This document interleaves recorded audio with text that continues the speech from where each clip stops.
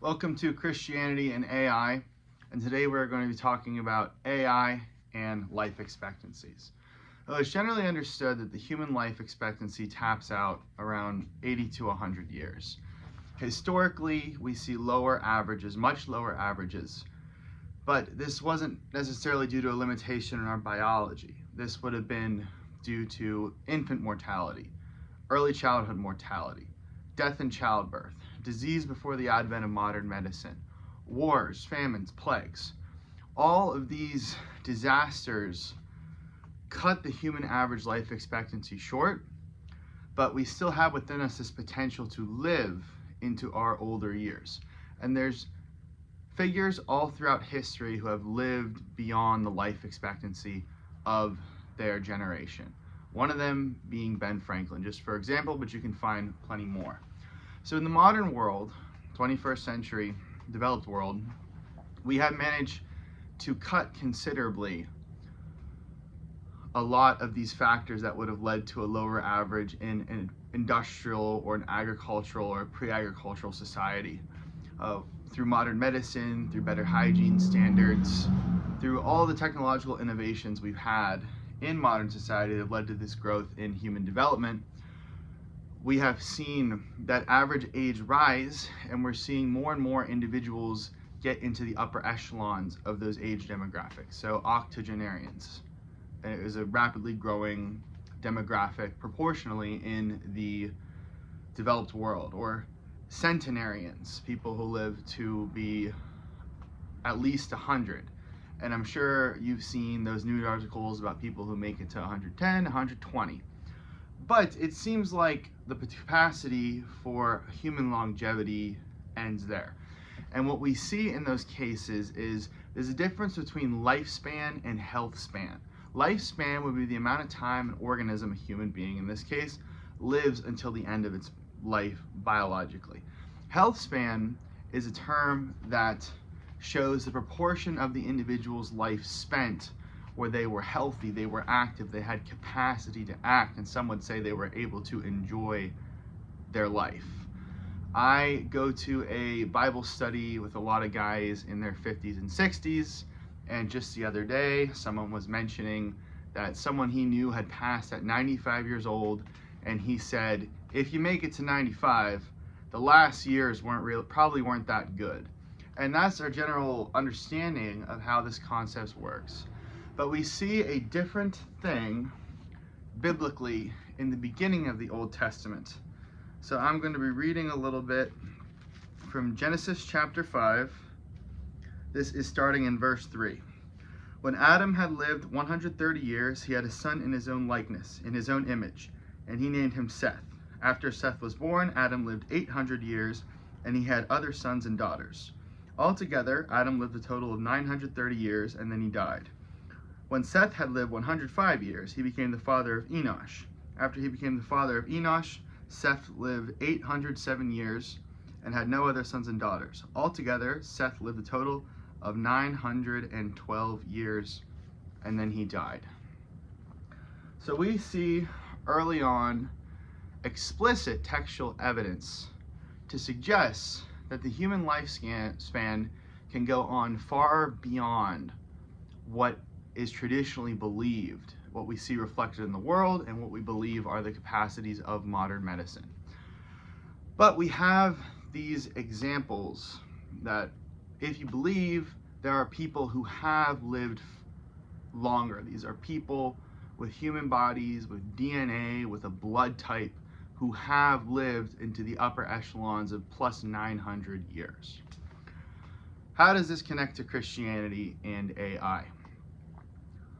We're seeing rapid technological development across every part of society, every part of the economy. This AI revolution is enabling exponential growth in improving, increasing, and creating new technologies that impact and can increase how you or I live our lives in the developed world. And something that I don't see talked about too much would be how this technology would tie into aging.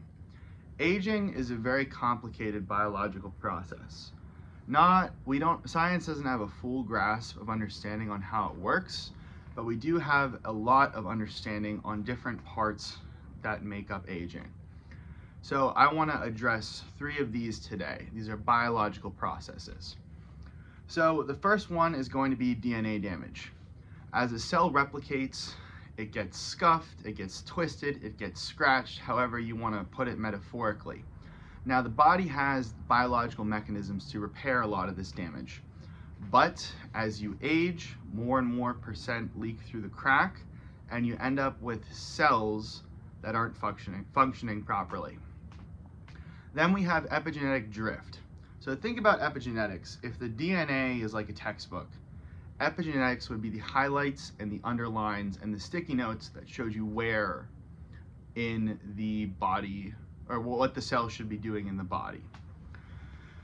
As the epigenetics drift with age, as this process becomes less rigorous through countless cell divisions, we see those highlights disappear, or those underlines disappear, or they move places, and now we have cells that are functioning, but they're doing the wrong thing. And the last one I want to talk about is telomere shortening. Telomeres are like the plastic cap on a shoelace. Every cell has them that are protecting the end of the DNA. And through countless repetitions of cell division, these telomeres get shorter and shorter and shorter until the end of the shoelace frays and the cell no longer divides. So if we think about this in the one organ, the liver, if you start at age 18 with a perfectly functioning liver, these processes begin to pick up decade after decade. And now we're finding that the liver has a lower percentage of functioning cells. So what started as 100% strength liver becomes 90, 85, 80. And of course, as the proportion of functional cells in the organ goes down, we find that its function in the body goes down, and we see aging. We see a organ that is functioning less effectively because it has a lower proportion of effective cells.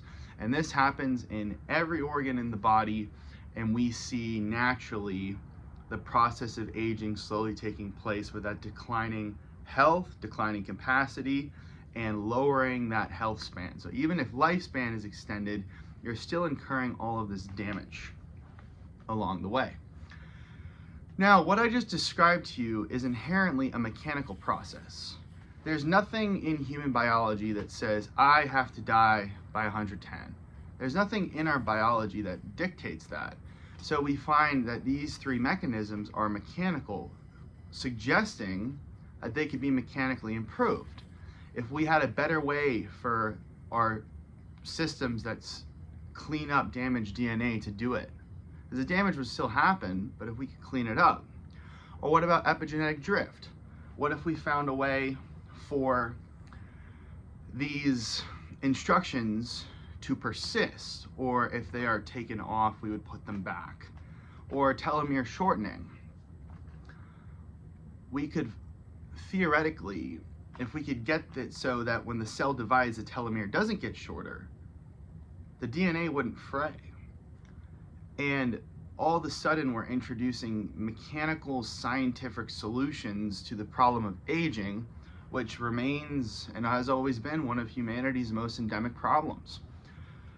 AI is revolutionizing every industry that exists, and it's already making significant headway into the field of medicine. So I want to give you 3 examples of things that AI is capable of that is starting to slowly change the medical field. So the first one is going to have to do with the field of radiology. This would be the sector of physicians who are in charge of reading the results of all the different tests you could do on a body. And an x-ray, for example, they'd be able to look at your x-ray and see you have a broken bone. Now, a radiologist sees X amount of images throughout his or her career, but an AI system can process billions of these images, or more than that, honestly, and with pattern recognition can get so beyond a human's capacity to observe and interpret this data, that we are now seeing with radiological analysis, AI can detect cancers years before a radiologist can. And of course, this would lead to the potential for more intervention, earlier intervention, that can significantly limit the disease's capacity to destroy human health. Another one would be Parkinson's disease.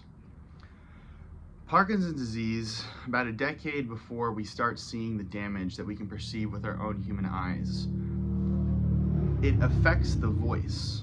So it affects the voice in micro ways that are not audible to a human ear, but we've trained AI to be able to detect this so early that interventionist measures can step in before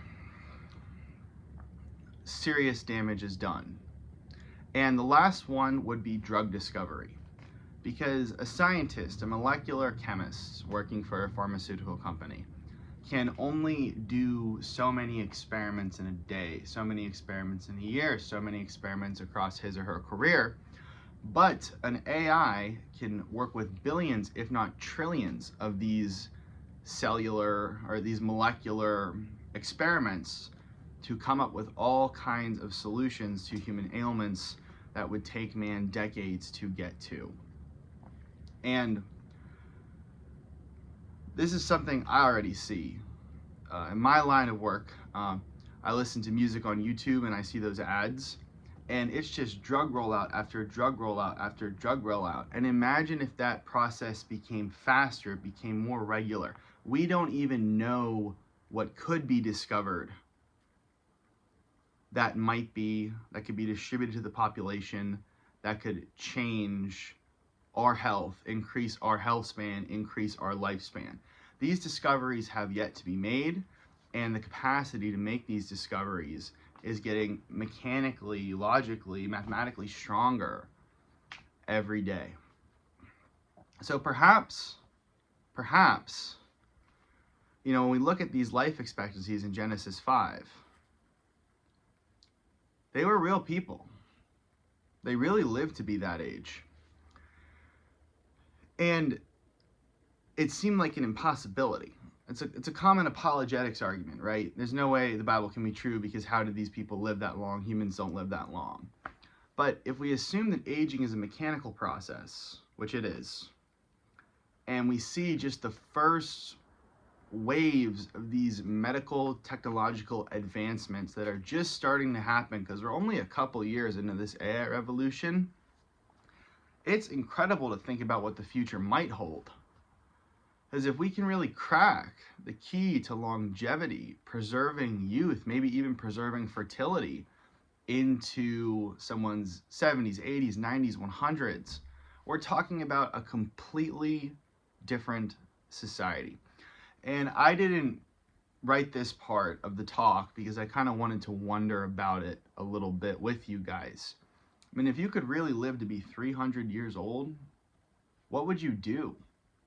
Where would the pressure be? Because how much of our lives are structured by that pressure? You got to be at this milestone by this many years, have kids by this time, own a house by this time. And all of that pressure is based off a generally assumed life expectancy of 80 years. Because when we talk about someone, I'm 25, if someone spent between the ages of 18 and 22 on some kind of backpacking, nonprofit, foreign country thing that they were doing, right? We in the 9-to-5 salary working world might suggest that that behavior was a waste of time. Because where's your 401k? Where are your assets? Where's your career ladder advancement? But if we suddenly expanded the human lifespan just to 300 years, I'm saying take that trip.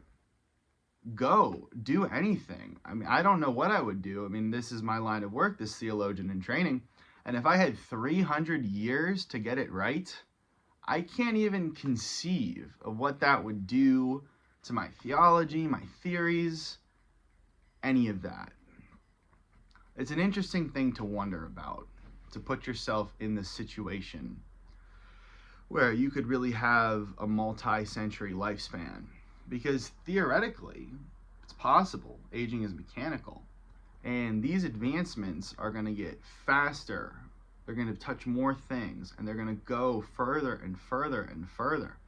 Now, the question I have for myself is, have I done enough damage to my body in 25 years that it's not going to be repairable? Perhaps. But my kids, I mean, who knows how long they're going to live? They might see the second coming just as a product of being here so long, for the Great Commission to evolve and everybody to move forward. There's so many unanswered questions. If people didn't die, the population would explode so dramatically. But you would have people, they'd be so much accumulated wealth, they'd have so much accumulated knowledge and wisdom. I mean, someone could literally babysit their great great great grandchildren. And that's something that humanity hasn't seen really since these guys in the Old Testament did it. And they were having kids at 100 years old. How much would that change things? If you could have a kid at 100 years old, you could spend from 0 to 50 just messing around. 50 years of messing around. It's mind-boggling. It's very mind-boggling to think I could take 50 years just for me, do whatever it is I wanted to do in that time. And however much may change with the AI revolution, whether it's UBI or perfect capital allocation, material security, all these are technological possibilities. Makes you think.